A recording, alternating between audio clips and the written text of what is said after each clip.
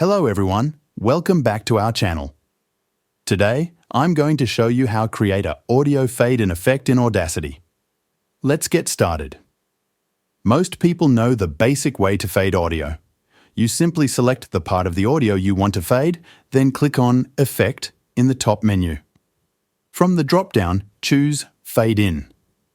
This method works, but there's a better way to automate your fades. First, let's look at this new method. Click on the Envelope Tool button. It's the one that looks like two arrows pointing up and down. Once you have the envelope tool selected, you can automate the volume and create smooth fades by clicking and dragging directly on the audio track. To start creating the fade in effect, click at the start of the audio. A white control point will appear. Now, click on the point where you want the fade to end and drag the control point up or down to adjust the volume. You can create as many control points as you need to get the perfect fade. You can also adjust the fade by moving the existing control points around. Just click and drag them to fine-tune your fade. This gives you more control over how the fade sounds compared to the basic fade-in and fade-out effects. And that's it.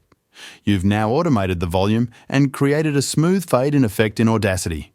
If you found this tutorial helpful, don't forget to like this video and subscribe for more tips. Thanks for watching.